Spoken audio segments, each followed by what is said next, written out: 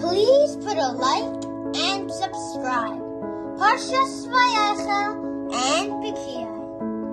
After Matan Torah, Moshe Rabbeinu gathered the Yidden together and taught them about the holiness of Shabbos.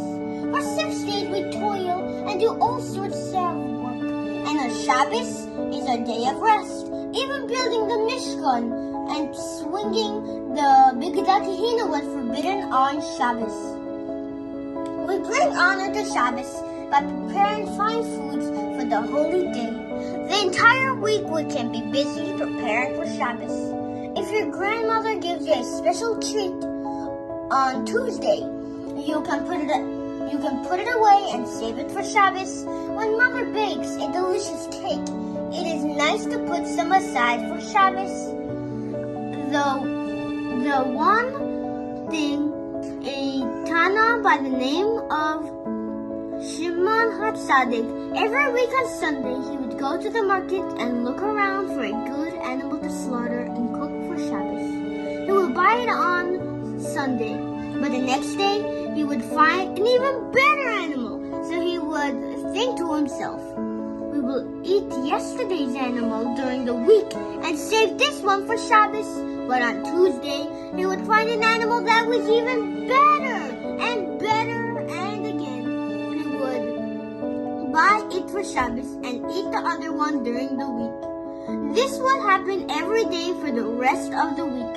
Finally, he went to find the best animal on Friday, and he would buy it to honor the holy day. For Shabbos, we wait the whole week long. We honor it with fine foods, the strong special clothes, the ones we like best, is only for Shabbos, the day of rest. So let's keep Shabbos, we know if praise, for then Shabbos will keep you in many ways. If we abandon the laws, then we can be sure that Hashem will not protect us anymore. But if we go and do whatever the Torah says, Hashem will protect us the very best way. Rav Masud Afni lived in Morocco many years ago. He loved Eretz Israel very much and longed to live there. The way from Morocco to Eretz Israel was very long and difficult. There are many deserts on the way with dangerous animals roaming around. In those days, cars had not been invented yet. People would travel on camels or donkeys or by foot. Despite this, Rav Masud decided to travel the long journey to Eretz Israel. He decided to join a group because due to the dangerous animals and thieves along the way, it was safer to travel with a large number of people. They traveled for 6 days, and on Friday they reached a place in the desert that was completely empty for miles and miles. They could see only sand. There were no houses or people, and they knew that there were wild animals all around them. As the sun was about to set, Rav Masud stopped and said, "It is almost Shabbos. We are not allowed to travel on Shabbos, so let us stay here until tomorrow night." The people looked at Rav Masud in shock. "Here?" they asked in wonder. "It is forbidden to stay here. Don't you hear the lions roaring in the desert? It could come here in any moment and can kill us. We must leave this place immediately." But Rav Masud would not be convinced. "I will not travel any farther," he said. "You can continue if you'd like. I will stay here." One person in the dangerous desert, the people asked in fear, "Who will protect you?" "The Shabbos that I keep will surely protect me," Rav Masud answered calmly. And so the people continued on their way, and Rav Masud drew a circle around himself on the ground. "I will stay within the circle for the whole Shabbos," he thought. Then he prepared to greet the holy Shabbos. Finally, the sun set. The Shabbos came in, and Rav Masud was calm and peaceful. He davened and sang happily, knowing that he would surely be protected. Suddenly, he heard a lion's roar coming louder and louder. It was clear that the lion was coming toward him. But Masud was relaxed as ever. He was so sure that Hashem would protect him and that from the merit of Shabbos he would be protected. Suddenly, the lion ran quickly in the direction of the Rav. As he reached the circle, he stopped and sat down. Rav Masud made Kiddush at the Shabbos meal. When he finished, he lay down to sleep. The lion stayed in the same position all throughout the night. It was as if he had come to watch over the Rav so that no harm would befall him. In the morning, when Rav Masud awoke, he davened and learned Torah. Then he ate another Shabbos meal and sang Zmiros. All the while, the lion did not budge from his place.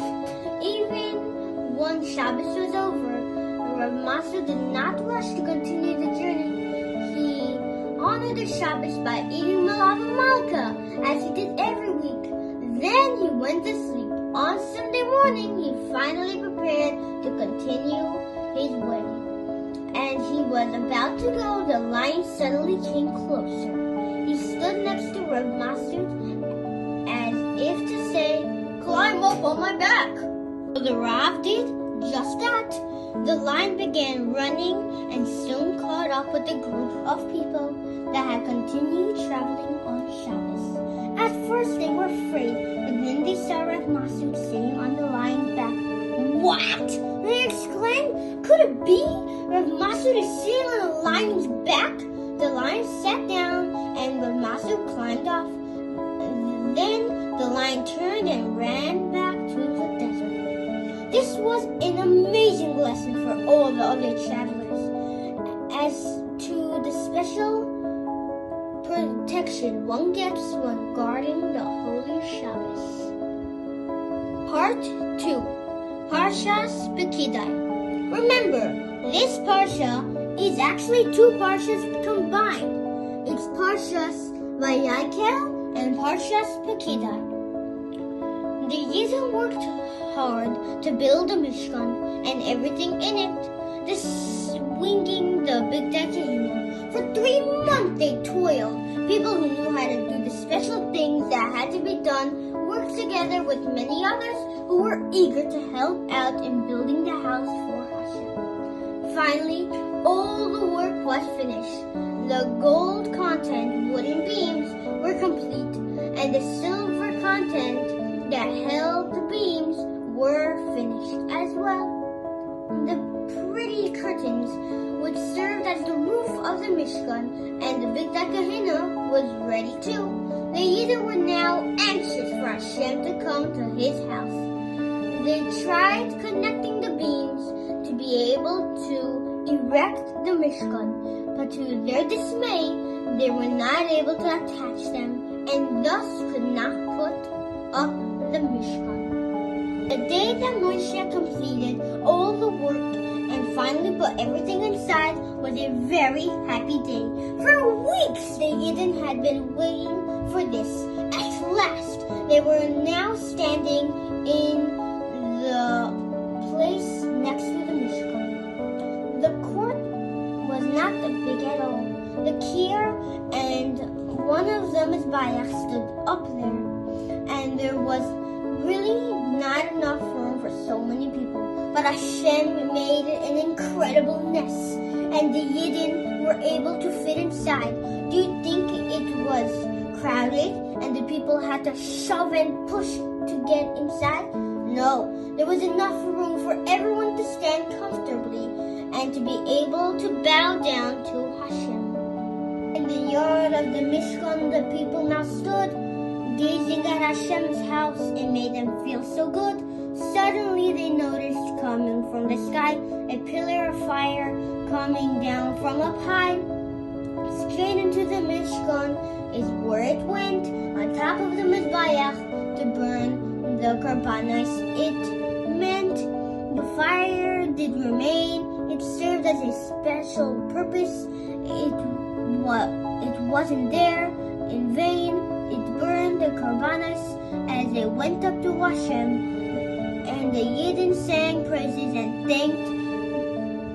sent thanks for all that Hashem has done for them. These clouds also signal to the Yidden when to travel to another place in the Midbar and when to stop and rest. When the cloud would disappear, the Yidden knew that it was time to take the Mishkan and to take their Mishkan apart and to follow the cloud. Wherever the cloud would stop, that was where you would put it up, the Mishkan, and send up their tents again.